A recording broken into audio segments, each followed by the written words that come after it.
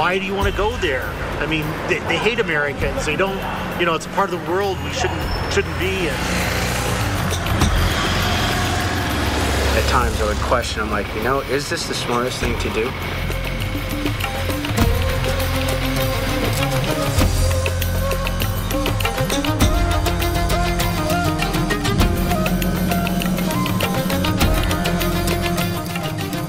In Uzbekistan right now, there's been an uprising in the southeastern corner in Azerbaijan. It's very ugly when you look at the news, and I don't want to downplay what's going on.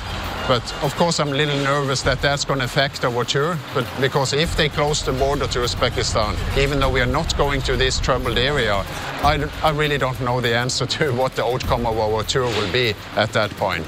So I just cross my fingers and keep a positive attitude.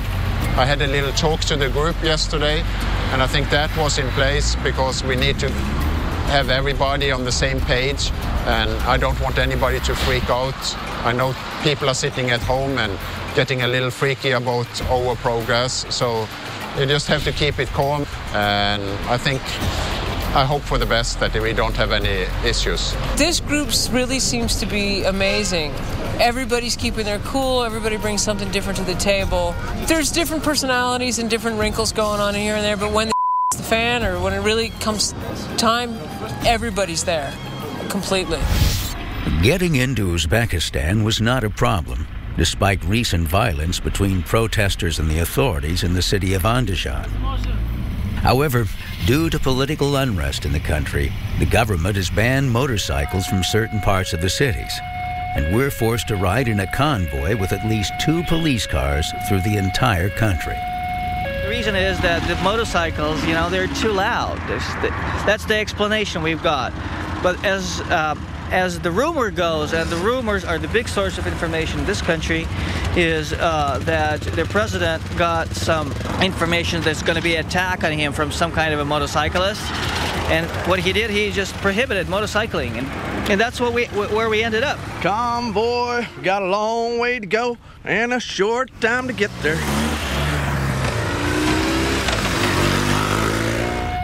Well, riding in the convoy, coming out of town in the morning is not so bad because you kind of feel like you're just in a parade and traffic's all stopped and everyone waves. And it's fun for like about the first 10 minutes or so. Then it gets a little tricky, I guess, mostly because I think everybody feels a little confined. Some people like to ride fast and they can't ride as fast as they want. Some people like to be able to stop and they can't stop when they want. So I think everybody feels that they've compromised their riding somewhat. Nobody gets to do exactly what they want this time. But it is nice getting in and out of town when you don't have to worry about traffic lights or other traffic or anything like that. Feel kind of like a celebrity, but it does wear off after a little while. Uzbekistan is actually a very clean country. They're poor, but it's neat. The roads are ideal. It's, you know, desert, of course, and it's a little warm, so you need the vents open like that. And otherwise, everything is wonderful. Great time. That we'd pick up about problems in some of the countries and could we go there, and they were fine. When you get on the ground, you realize the problem area may be well away from where we're going. They like American. Most of them, they come through and see a motorcycle, they do a thumbs up, American thumbs up. Things are much more sophisticated than the little news bite we get.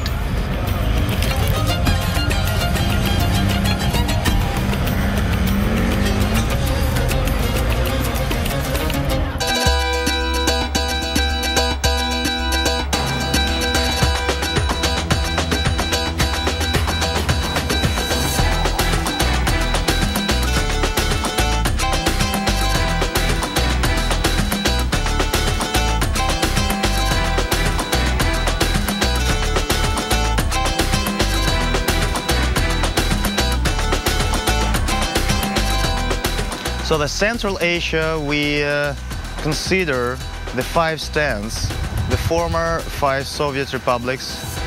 Uzbekistan is located right in the heart of the Central Asia because it's surrounded from all sides by other 4 stands.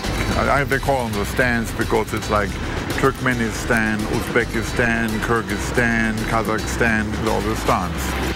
Oh, you see, Central Asia is very different, so every stand is different. If you want to have kind of an adventurous tour, I would say that Kyrgyzstan is quite a nice place.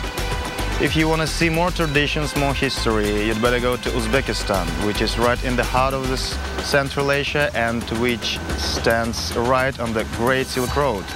You will see such cities as Bukhara, Samarkand, which are really an oasis in the desert.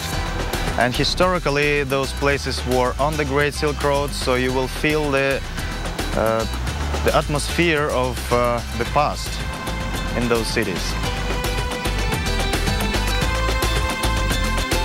This architectural complex consists of 3 big monuments and 1 minaret. This minaret was built in 1127. It means that it is 20 years older than Moscow. The height of the minaret is 46.5 meters. Inside there is a winding staircase with 105 steps. So the first function of the minaret was that of a lighthouse. But in the reign of the last dynasty, Mangit dynasty, which was very cruel, the minaret was used for executions. People who were sentenced to death, they were thrown off the minaret. That's why they also call it a death tower. There are many legends about this tower.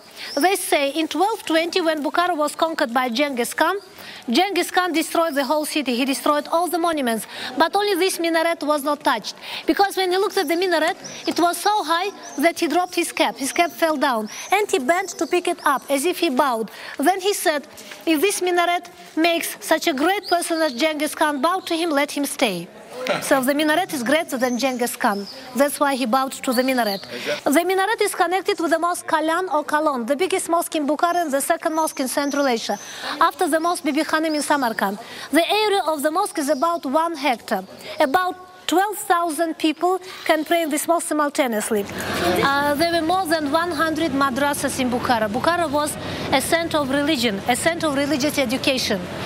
But in the Soviet time, the religion was discouraged, and all the madrasas were closed. They were transformed into hotels, into storehouses, into shops and museums. Normally, in every madrasa, as you enter the building, there are 2 big rooms on both sides. One is a mosque, and the second is a classroom. On the second floor, there was a library. And inside there is a courtyard with 2 floors of rooms for students. That was a dormitory. In 1997, before the Jubilee, they restored this building. I mean that all these tiles are new, although the building existed, but the tiles were not available in the Soviet time. In the Soviet time, this madrasa was also used as a hotel. Now there is a concert hall and there is a crafts center.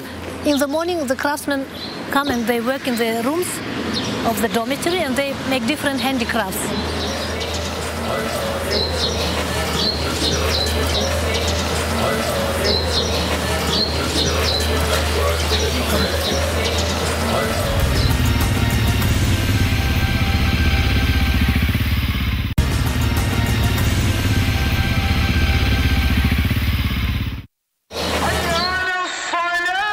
I've traveled a lot in all these countries, so the most religious country is Uzbekistan. Religious, I mean not fanatic, not fundamentalistic, but people really believe in God and they take it very serious. Many of these areas too that we've been through depend on tourism. Tourism has been down, and they want the Americans to come back, because that is a segment of their tourism industry that they have lost, and it's hurting their income level, and they want us to come back. To gain an understanding of whatever, we have to interact. We have to go there and meet them, and maybe they'll come and meet us too. And I hope more people go there, because it's a wonderful place to travel. It's not an easy place to travel. You have to deal with some government and visas and things like that, but just get that taken care of and jump in and go. It's well worthwhile. That is my ceramic plates, and here's the handmade stuff. And I have 2 kinds of ceramics. One of them, you see the blue and yellow, blue and green, they're from Fergana Valley, and yellow and green, they're from Bukhara. Best customer is American. And American and French. You know how the American's the best customer? Because America uses dollars, but French or Germans, they use different money.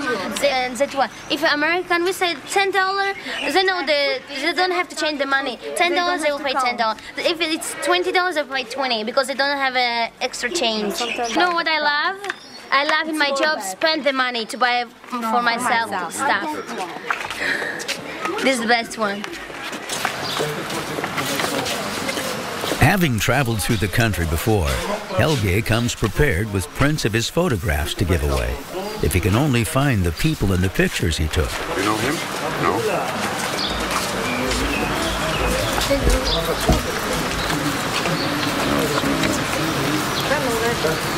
Don't know them? They leave. He's in luck and finds this gentleman who happens to be wearing the same clothes he had on a year ago when Helge took his picture. Uzbekistan is like a big trading post. Like, you know, that was, you can still feel the old Silk Route. It's an eye-opener for me. An eye-opener because I didn't know. I really didn't know that there were that many cultures, that many individualities. I thought that maybe it was all Russia. No, it's not Russia at all. It's really individual. I wouldn't say tribes. I wouldn't say clans. I would say people. Some people know that they look a little bit different. I can't tell, but they are different people. Like an Italian is different from a Norwegian, you know. I sort of feel like this has been one big compare and contrast essay. Because it's the compare that has struck me more than the contrast. The Silk Road has been mixing and matching cultures for hundreds and thousands of years. We've seen that. Words that I learned in Istanbul I could use in Turkmenistan. The languages are related. And to see that commonality as we've gone through these major border hassles and different countries and different languages, there's something about the people that's been a continuum and not this discrete total change.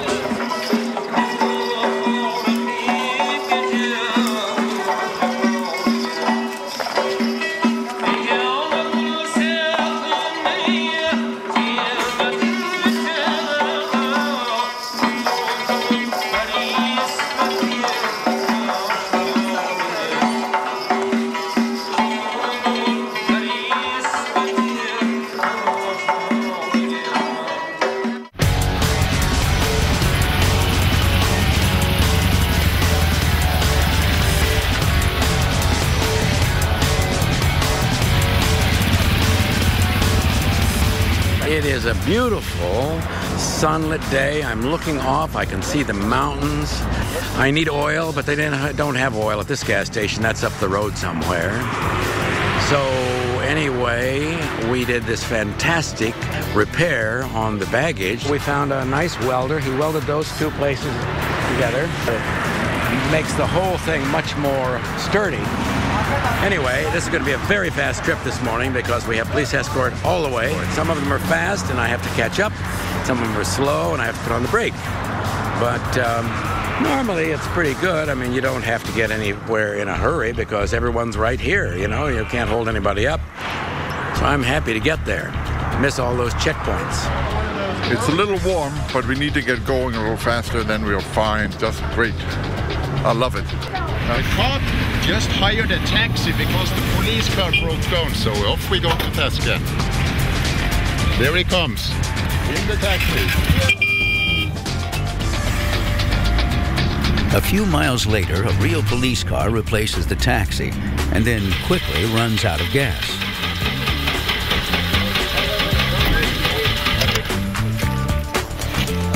Fortunately for him, there's a few bikers who know how to fix the problem.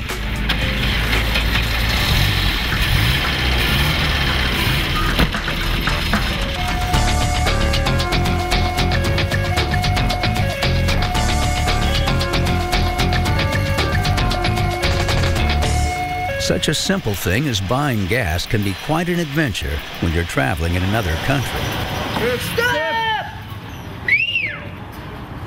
So the whistling is to tell the pump man to shut off the pump. Very unusual system. Guaranteed they sell more gas than you get in your tank, however. Most of it's on the ground. Anybody throws out a cigarette, we're all in deep doo-doo. He doesn't have a good shut-off. He runs his gas basically at a fairly rapid flow, and then once he sees it coming out, he yells at the guy inside to stop it. It's not uncommon. It's called fill up at your own risk.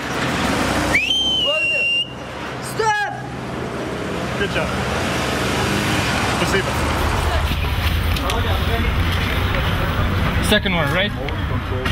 580, 518. 5. One crop above all others dominates the landscape of Uzbekistan.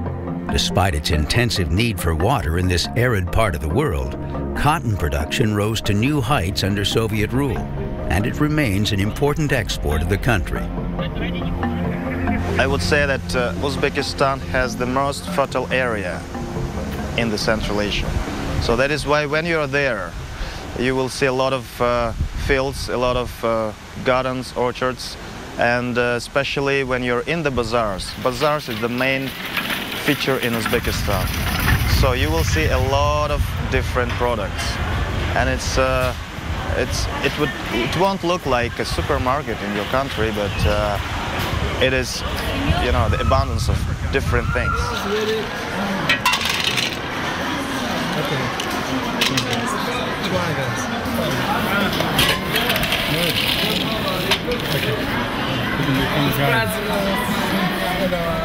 As to the historical heritage, it's we have a lot of buildings, and they're more or less well preserved. And thanks to UNESCO, we have such buildings because Bukhara and Samarkand, they are in the list of the World Heritage. So that's thanks to that organization, and of course thanks to our government to preserve it. So that is why always among the guides we say that thanks to these buildings, and of course thanks to Tamerlane, who built up Samarkand, we have the job now. You know, many famous conquerors came through the city, like Alexander the Great, who captured the city in the 4th century BC, and you know, he left something behind him. For example, when he left the country, people began to build houses, and they used columns, and since that time until present day, people still use these Hellenistic elements. The next conqueror, but you know, he was one of the most cruel conquerors of the world, Genghis Khan, and city grew and it reached its flourishing, but you know, the city was just razed to the ground by him.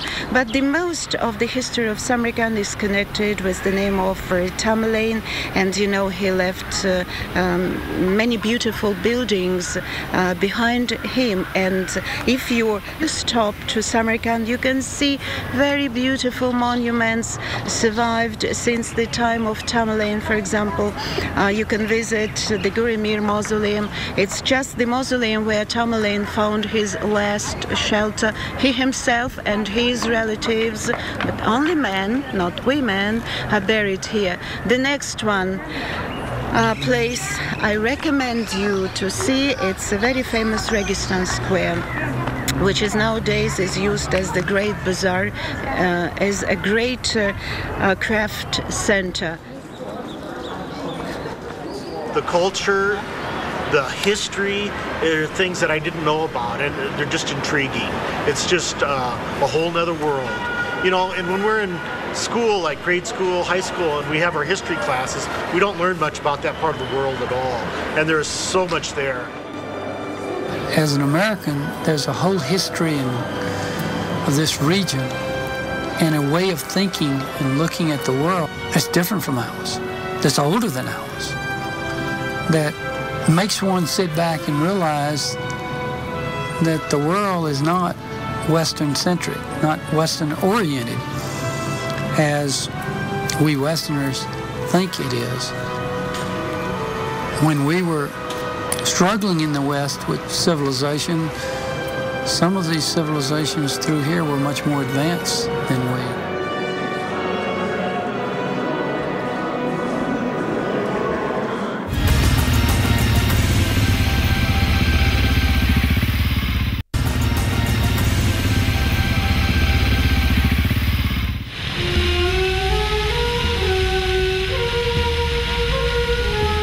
Tashkent is number 4 after Moscow, St. Petersburg and Kiev.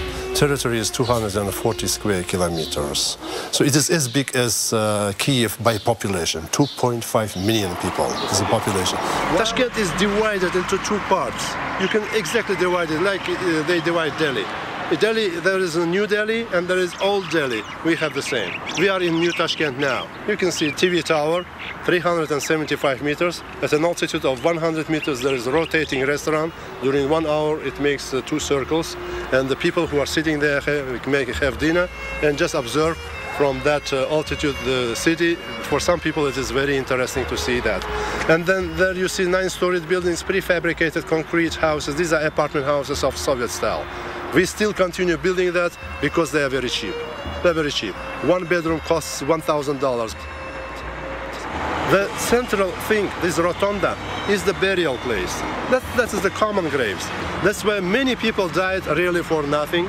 Some people died during the battle or during the civil wars, and many of them are buried here in the common graves. The Khan Madrasa was built in the 16th century and houses the Muslim Religious Board of Uzbekistan. These plaques reflect the changes in writing as the country moves from the old Uzbek national script to a new Latin-based one. There are more than 1,700 mosques and madrasas in Uzbekistan, including 250 in Tashkent, although this is one of only 2 that were left open during Soviet times. Across the way at the Khast Imam Mosque, this book, printed on deerskin, is thought to be the oldest Quran in existence. It was written in the period while Muhammad the Prophet was alive. And then after that, 6 copies, other 6 copies were made after this, of course by scholars. And they also lost because 1400 years passed. And only 3 of them we have. The main one, which is believed this is the number 1 because of blood of Caliph Osman.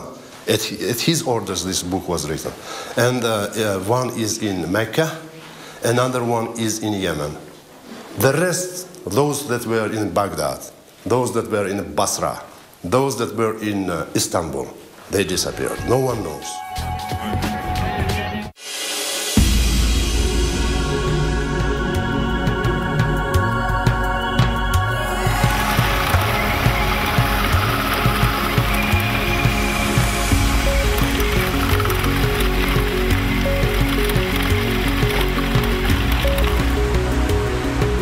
What I love about my country is a very nice nature. It is a mountainous country and a lot of fresh air, a lot of clean water in the mountains, you know, fresh places. This is a good thing about Kyrgyzstan, about nature.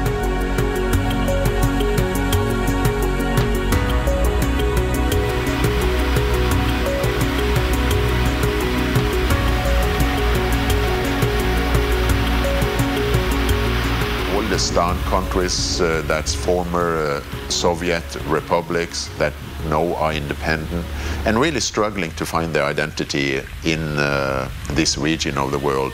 You saw just the other day in Kyrgyzstan, there was an uprising it was started by the people and really nobody really knew what was happening. All of a sudden the president was ousted and now they're going to have election. Been a little nervous about the reports and stuff because you don't want to take a group into a political situation, but it's very calm now, it's okay. And for some reason, if there should be a problem, we can navigate around all of this. But Kyrgyzstan is such a beautiful country by itself. Well, I didn't worry that much about political safety until about a month before I left and I visited my brother and he said, do you know there was a coup in Kyrgyzstan over the weekend? And I thought he was joking. Kyrgyz people have this nomadic culture, and coming from nomadic culture, people like to be free, and a kind of more democratic-minded people. That's why Kyrgyzstan was called as island of democracy, and that's why recent changes in the political structure also. People are demanding that the elections should be more free, more democratic, and Kyrgyzstan, I think, can be leader in this sense in the region. Bishkek, know nothing about it. I got in late in time to spend 3 minutes, dump my stuff, hop on the bus, go for dinner. But what I loved about it is we came in during dusk, and everybody was out. They're out walking, talking to their neighbors, pushing baby carriages. And I like the feel of it. I'd love to go back and spend more time there and see our people. We just had the feeling that people are out and about and enjoying the evening. And that's a wonderful thing. Yeah, Bishkek is, in terms of history, it is a relatively young city. So it has, we celebrated 125 years old only. So this is our capital city. Now it's unofficial, it's more than 1 million people. Although it's, relative to other cities, it's a small city. But this is an important city for us. Coinciding with our arrival to Bishkek, the annual International Day of the Children, with festivities throughout the city.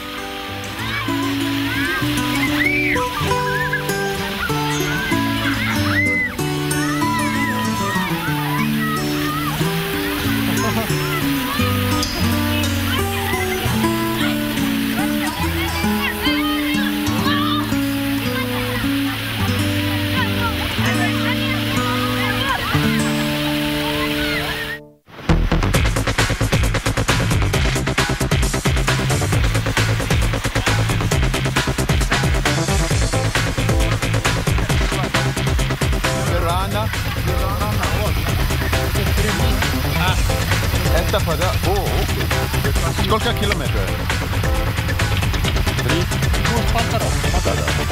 The place where the old, in ancient time, Balasagun city existed. This was one of the greatest cities in the Silk Road. And now the one tower remains from the old time. And there used to be big bazaar and everything, people coming from the east, from the west, trading there. And even when the Genghis Khan, the Mongolian Empire came, who destroyed, literally everything, he decided to save that city because it was too important and a too good city. So in that sense, Kyrgyzstan was right in the middle of the Great Silk Road.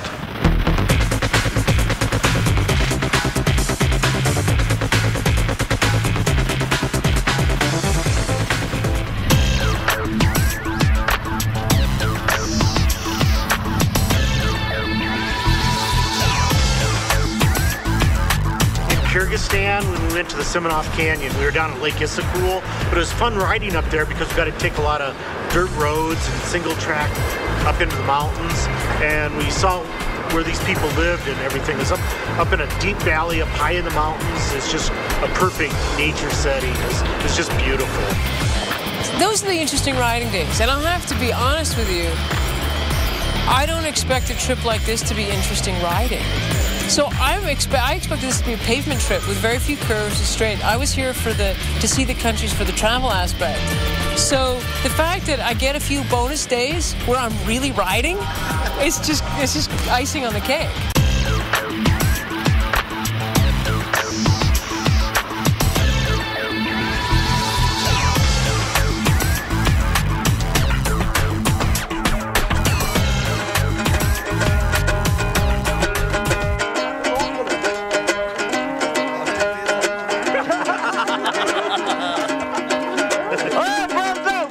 Horse games were something I'd never seen before, but they started out, they had a lady take off riding, and then they had a guy chase her down, and he had to catch her, and it was all very ritualistic, kind of, so if he caught her, she was like his and everything like that.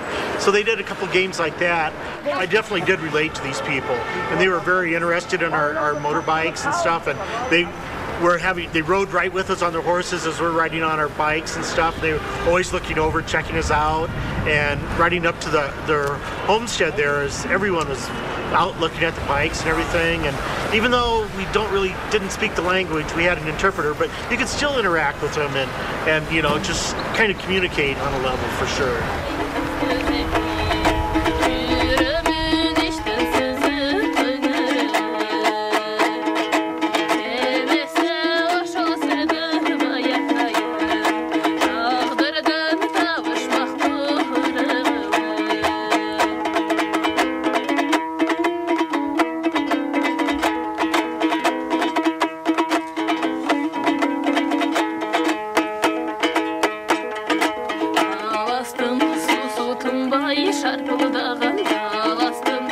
Yurt is a traditional house of Kyrgyz house, and still today many people prefer to have good yurt, and you can use it anywhere in a nice fresh area everywhere, and to have guests there, to have food, to sleep there.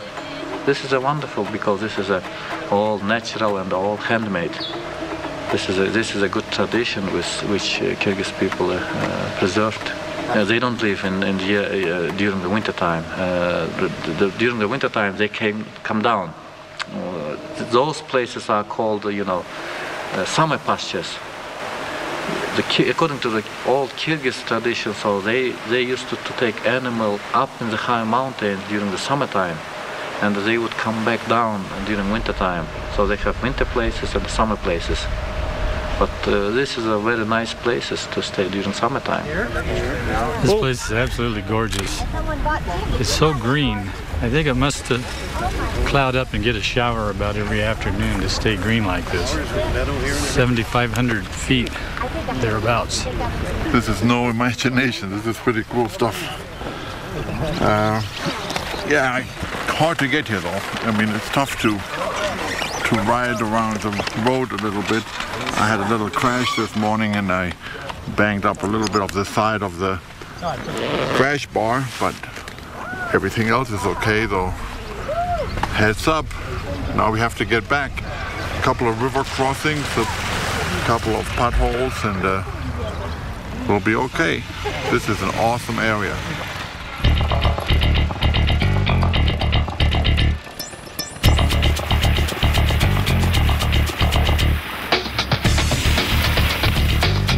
I think that people should know better about the region, about the Silk Road region, and specifically about my country, Kyrgyzstan, because I have a lot of friends in different countries, including the United States. And when they talk to me, I give them right information, whatever happens in the country, saying that this is a safe place, this is a nice area for tourists to come, and they trust me. If you just watch what is on the news, you might get a different impression, and you might be scared, or you may not decide to come to Kyrgyzstan. And I hope that people will get right information, and they can come to these nice places which is naturally preserved.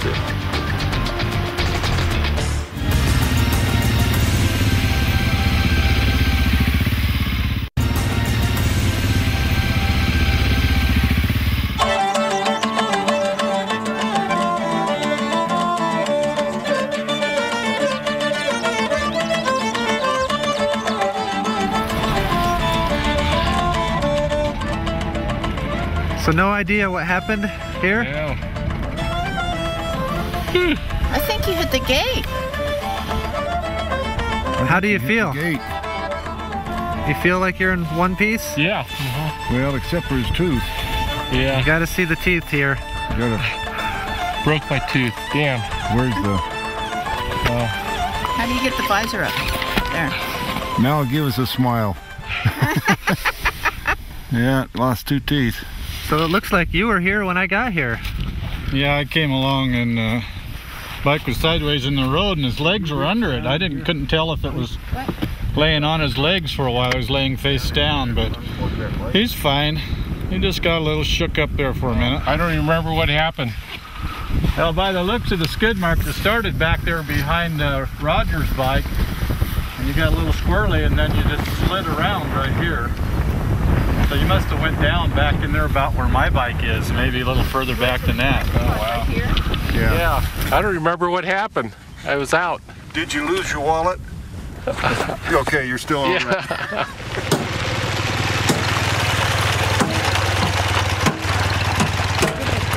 Otherwise you're okay? A little stiff in the neck, but well, wait till the dentist arrives.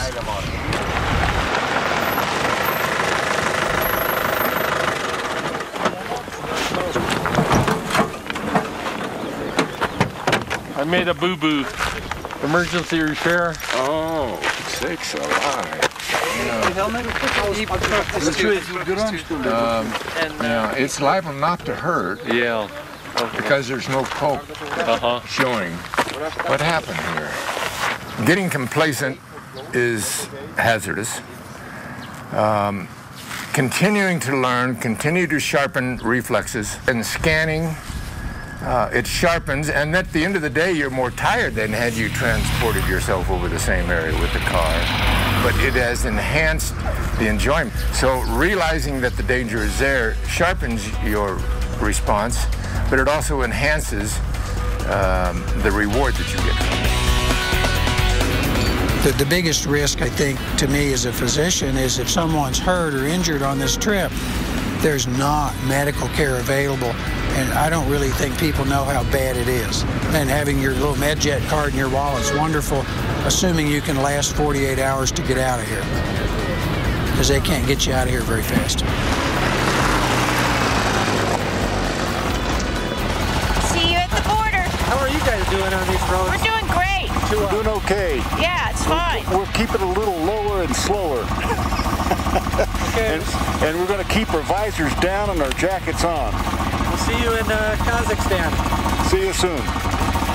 Well, I've been riding on the back of Rogers' motorcycle for about 12 years, and I really love the freedom of being on the back of Rogers and really experiencing, you know, the countryside and the smells and the sights, and I have kind of a photographic memory, so I have many wonderful images from this trip of, you know, pictures I just didn't take.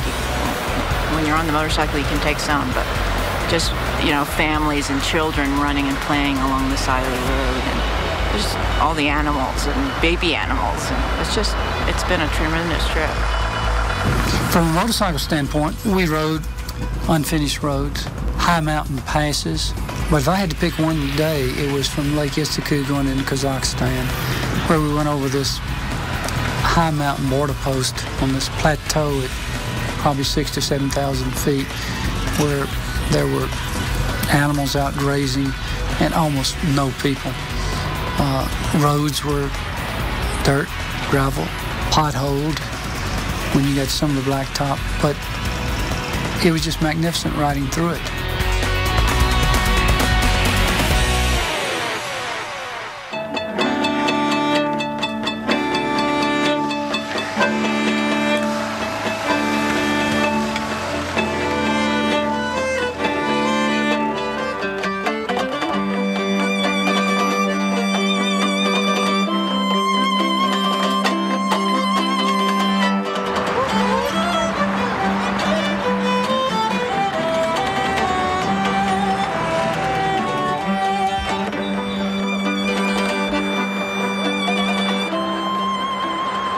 It's a friendly and hospitable city.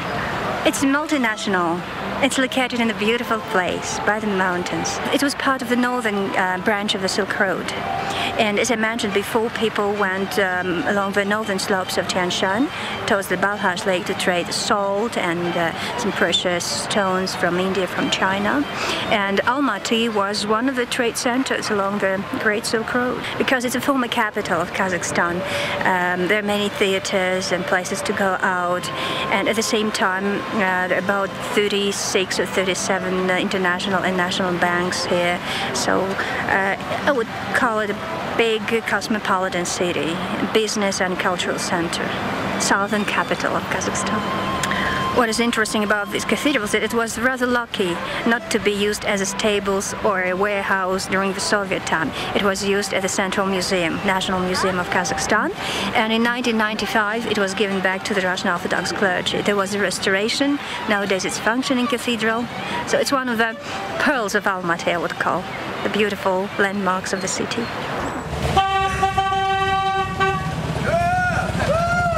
Welcome to Kazakhstan, guys! We have our own club, and this club exists only 1 year. So every group which comes from actually any part of the world is welcome. So we try to invite them for some parties or just help them to maintain bikes, and we try to advise them on the routes, on local traditions, and so just trying to be very friendly. One of the benefits of hooking up with the local riders, getting to see new places, like the one Eldis is taking us to this morning. I thought that it would be a good chance for you to see a canyon, because it's on the way to Kazakh-Chinese border. So you have noticed that it's only 20 kilometers from the main road. And this is the unique canyon. So much resembles to the canyon in Nevada. So maybe it will make you homesick. Yeah, a little bit. The name of the canyon is Charin Canyon, because there is a river down there which is called Charin.